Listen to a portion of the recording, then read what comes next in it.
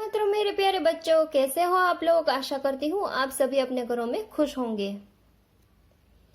आओ हिंदी सीखे भाग 4 में मैं आप सभी का हार्दिक स्वागत करती हूँ। इकाई 1 वर्णमाला।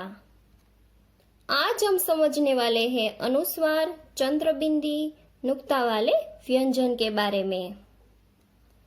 आइए समझते हैं कि अनुस्वार और चंद्रबिंदु में क्या अंतर होता है। अनुस्वार क्या है, सबसे पहले हम इसके बारे में जानेंगे।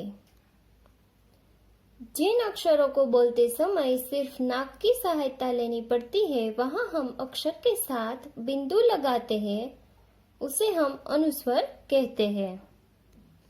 अब हम जानेंगे कि अनुस्वर को हम कहाँ लगा सकते हैं।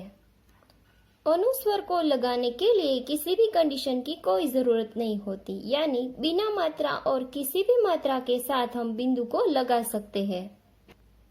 आइए अब हम चंद्र बिंदु क्या है उसके बारे में जानेंगे। किसी भी अक्षर के ऊपर आधे चांद जैसा शेप और उसके साथ बिंदु लगाते हैं तो वो चंद्रबिंदी की मात्रा कहलाती है। आइए जाने कि चंद्रबिंदी हम कब लगाते हैं। जिन अक्षरों को बोलते समय नाक और मुंह दोनों की सहायता लेनी पड़ती है, वहां हम अक्षर के साथ चंद्रबिंदु लगाते हैं। आइए जाने कि हम चंद्रबिंदु कहाँ लगा सकते हैं। शीर्ष रेखा यानी अक्षर के ऊपर लगाई गई स्लीपिंग लाइन के नीचे जो भी मात्रा लिखी जाती है, जैसे आ की मात्रा, छोटे ई की मात्रा, शीर्ष रेखा यानी अक्षर के ऊपर लगाई गई स्लीपिंग लाइन के नीचे जो भी मात्रा लिखी जाती है, जैसे कि आ की मात्रा, हर्ष ऊ की मात्रा, दीर्घ ऊ की मात्रा, इन सब मात्राओं के साथ हम चंद्र बिंदु की मात्रा लगा सकते हैं। अब हम जानेंगे कि हम चंद्र बिंदु की मात्रा को कहाँ नहीं लगा सकते हैं। जैसे शीर्ष रेखा के ऊपर जाने वाली मात्राएं, जैसे हर्ष ई की मात्रा, दीर्घ ई की मात्रा, ए की मात्रा, ऐ की मात्रा, ओ की मात्रा और औ की मात्रा, इन सभी मात्राओं के साथ हम चंद्र बिंदु नहीं लगा सकते हैं। चलिए, अब हमने अनुस्वार और चंद्र बिंदु के बारे में तो जान लिया। अब हम नुक्ता वाले व्यंजन के बारे में समझेंगे। आइए जाने नुक्ता वाले व्यंजन क्या होते हैं। नुक्ता वाले व्यंजन यानी जिन अक्षरों के नीचे बिंदु लगा करके शब्द बनाए जाते हैं, उनको नुक्ता वाले व्यंजन कहा जाता है। हिंदी में अंग्रेजी तथा उर्दू भाषा के कई शब्द आते हैं, जिनका शुद्ध उच्चारण करने के लिए हिंदी में लिपि चिन्ह नहीं है। इसीलिए उसको शुद्ध रूप में लिखने के लिए हिंदी के व्यंजनों के नीचे एक बिंदु लगाया जाता है, उसको नुक्ता वाले व्यंजन कहते हैं। प्रश्न 3, निम्नलिखित हिंदी संयुक्त व्यंजनों को पहचानिए और देखकर सही रूप से लिखिए। નીચે આપેલા હિન્દી સંયુક્ત વ્યંજનોને ઓળખો અને જોઈને સાચા રૂપમાં લખો। क्या आपको पता है कि ये संयुक्त व्यंजन क्या होते हैं? आज हम जानेंगे संयुक्त व्यंजन क्या होते हैं और इनकी संख्याएं कितनी होती। दो व्यंजनों के संयोग से बनने वाले व्यंजन को संयुक्त व्यंजन कहा जाता है। संयुक्त व्यंजन संख्या में 4 है।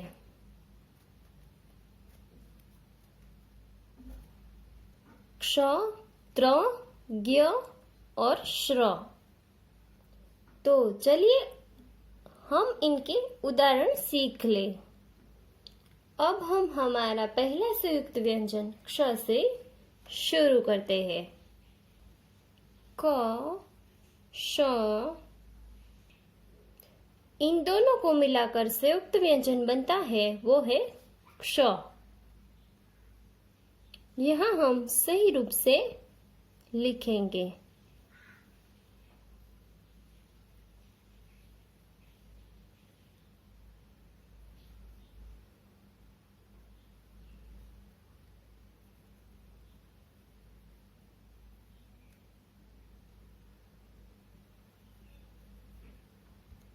हमारा दूसरा संयुक्त व्यंजन है त, र, त्र और इन दोनों को मिलाकर संयुक्त व्यंजन बनता है त्र।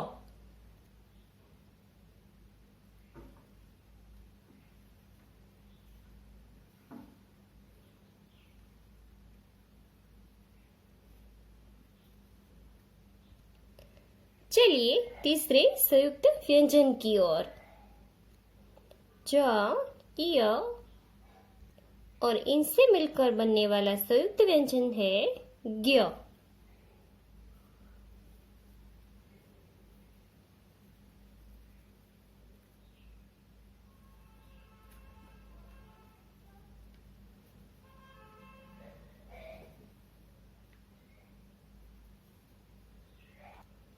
चौथा और आखिरी संयुक्त व्यंजन है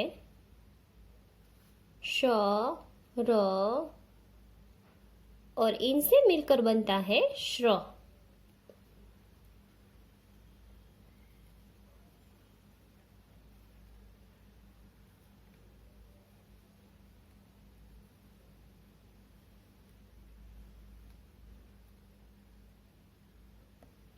तो चलिए अब हमने स्वर, व्यंजन, अनुस्वार, चंद्र बिंदी, नुक्ता वाले व्यंजन और संयुक्त व्यंजनों के बारे में अच्छे से समझ लिया।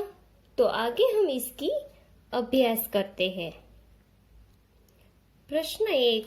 प्रश्नों के उत्तर के लिए उचित विकल्प चुनकर विकल्प का क्रम बॉक्स में लिखिए। પ્રશ્નના ઉત્તર માટે સાચો વિકલ્પ પસંદ કરી વિકલ્પનો ક્રમ બોક્સમાં લખો। प्रश्न 1। हिंदी भाषा में वर्ण कितने प्रकार के होते हैं? तो इसका सही विकल्प है ब, 2। हिंदी भाषा में वर्ण 2 प्रकार के होते हैं, पहला है स्वर और दूसरा व्यंजन। तो इसका सही विकल्प है ब। तो यहाँ हम बॉक्स में लिखेंगे।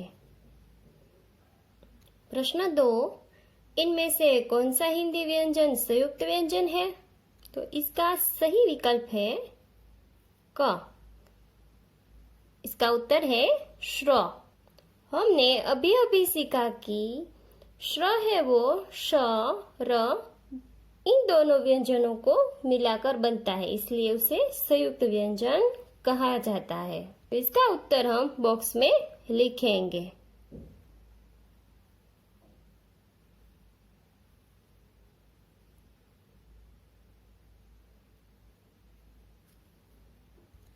प्रश्न 3। इन गुजराती व्यंजनों में से कौन सा व्यंजन हिंदी भाषा में नहीं पाया जाता? तो इसका सही उत्तर है क, यानी अड़।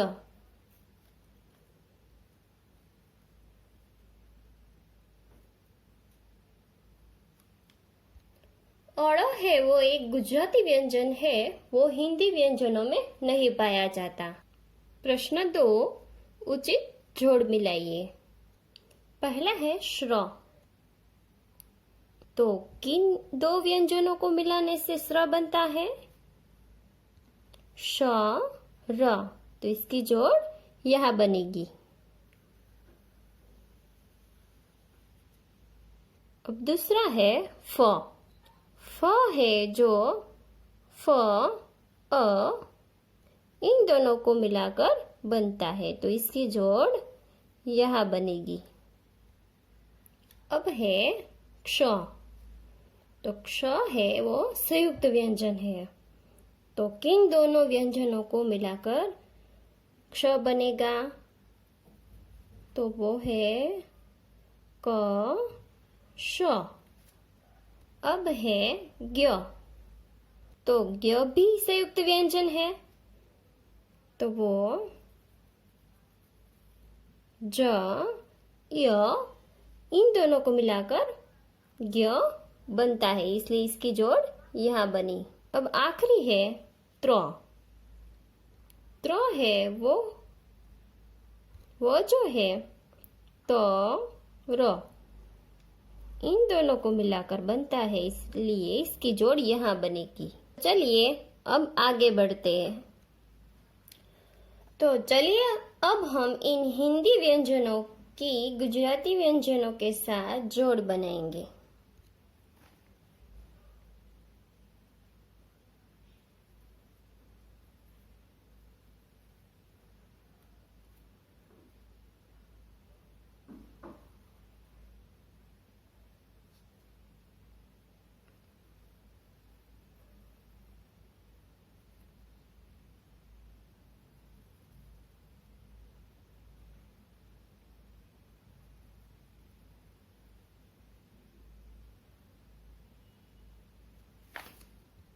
प्रश्न 3, निम्नलिखित शब्दों में से स्वर पर गोल कीजिए। नीचे આપેલા शब्दोंમાંથી स्वर पर गोल करो। इन दोनों शब्दों में से स्वर कौन सा है? ई, तो इसके ऊपर हम गोल करेंगे। दूसरा है, इन दोनों में से स्वर कौन सा है? ए, तो इसके ऊपर भी हम गोल करेंगे। इन दोनों में से ऊ, और इन तीनों में से ओ, और यहाँ आ, ऊ, और यहाँ अ, यहाँ आएगा प्रश्न 4, निम्नलिखित शब्दों में से व्यंजन पर गोल कीजिए। नीचेना शब्दोंમાંથી व्यंजन पर गोल करो। इन दोनों शब्दों में से कौन सा व्यंजन है? ग। इन दोनों में से क, यहाँ शी, यहाँ ज, यहाँ न, और यहाँ ज और य, और यहाँ मा, र और त, इन तीनों व्यंजन है, और यहाँ ड। बाळ मित्रों, आजे आटલું જ। બીજો પાઠ આપણે પછીના વિડીયોમાં ભણીશું। આવજો। વંદે માતરમ।